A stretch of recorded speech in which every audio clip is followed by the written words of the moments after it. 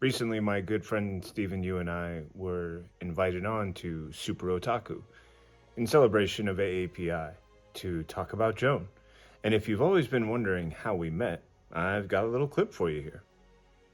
We're getting the month started off strong with some special guests here. But before we introduce them, just wanted to kind of uh, give you a preview of what's coming up this month. Again, this is a celebration of Asian American Pacific Islander heritage in the comic book community.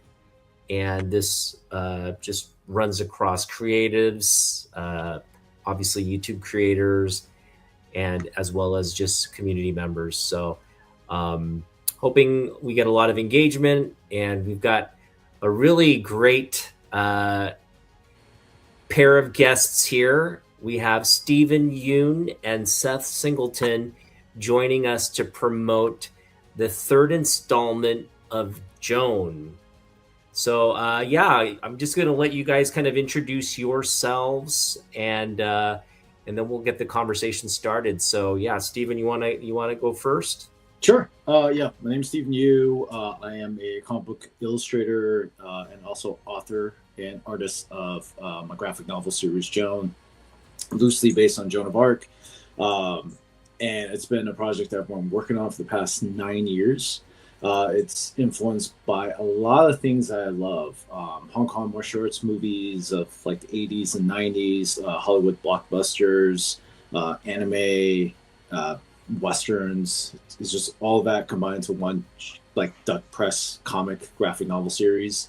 And I'm teaming up with Seth, and Seth's been like the producer slash little development writer on the project and on this third book. And yeah, it's great to be working with him.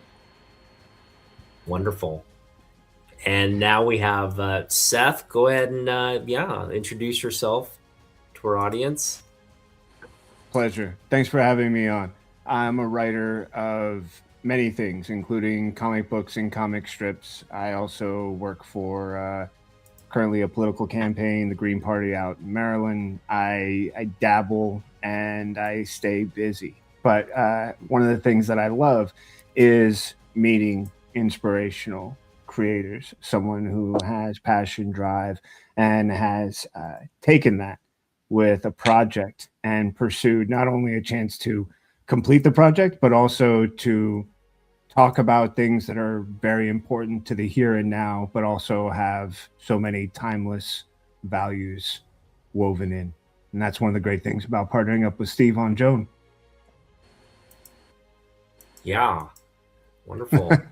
So let's start with how you two came about. Yeah, how did this collaboration partnership come about?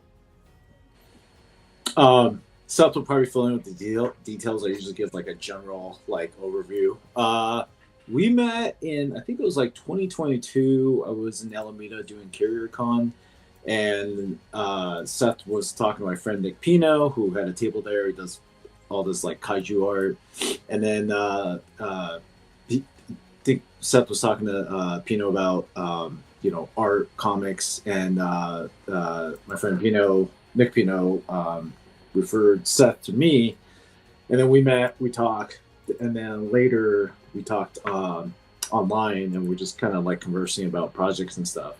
And it just never seemed like I don't know, it just always seemed like I had stuff that I was working on, so it just never seemed like there was the right project for us.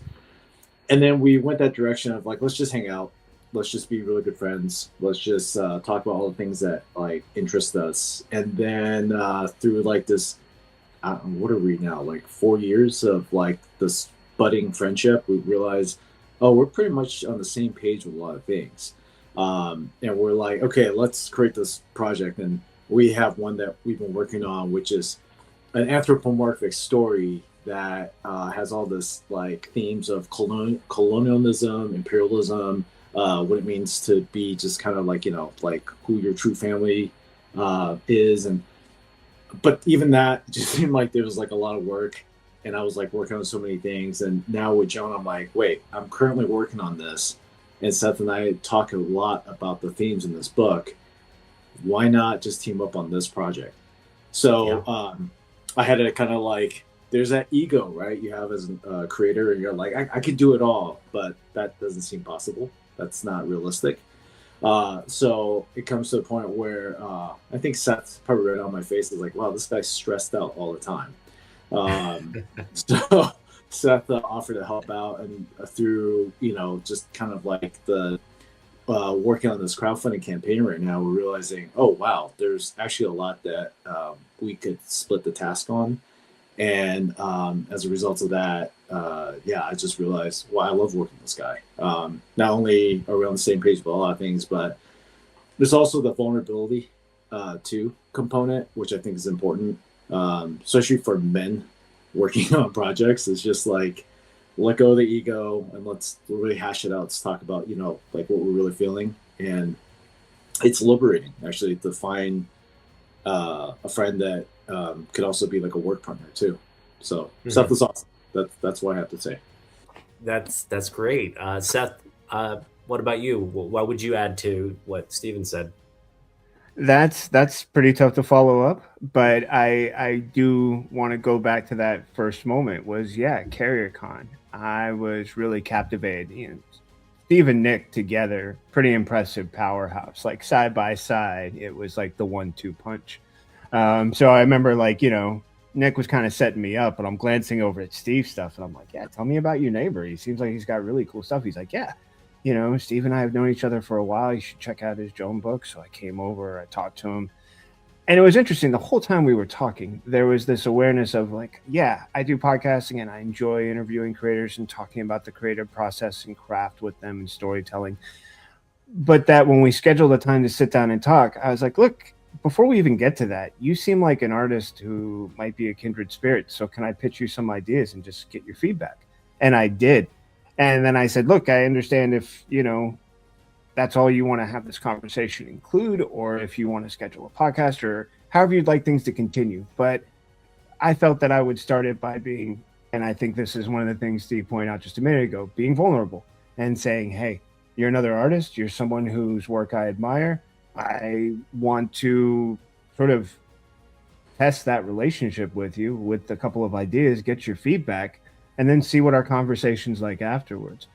And that led to a series of conversations where I think also Steve could bring up ideas he was working on in JOAN as he completed JOAN Volume 2 was coming up on completion as we were talking about Volume 3.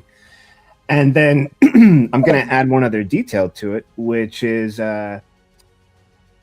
Steve, your wife had a role to play in this. At some point, I got a phone call from Steve, and he was like, hey, there's some stuff that you have to do as a creator in order to find funds and find access and other things that just drive me up the wall. But as we've talked about it, it's something that you've navigated and figured out how to do. What if we could put your skills to use towards this project? And we can talk about how we could, you know, look for opportunities, but then also see how they mesh together with an upcoming Kickstarter I have and how much of a role you would like to play in that. So I was really grateful. I stopped and said, okay, well, one, I appreciate whatever you see me doing that makes you think that this is something that I can help with.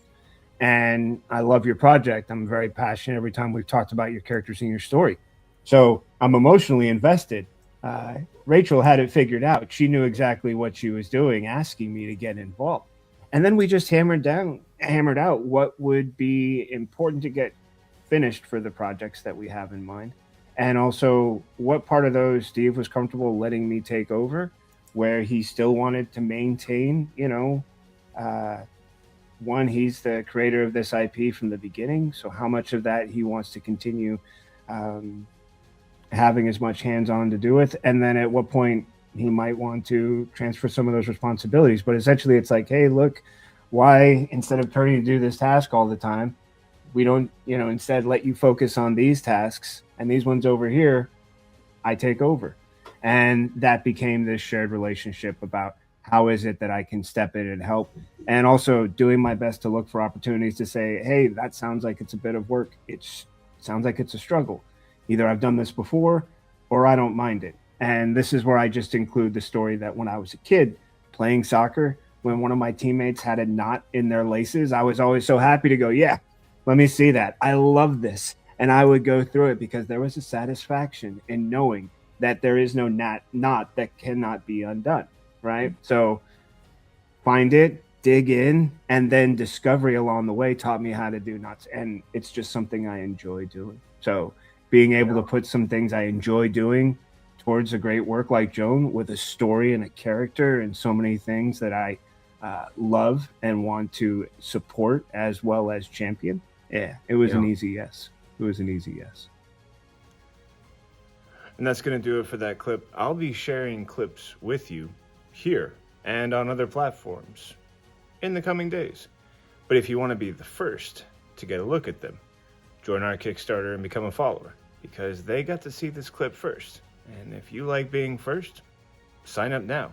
And in the meantime, stay tuned for more great updates about JOAN.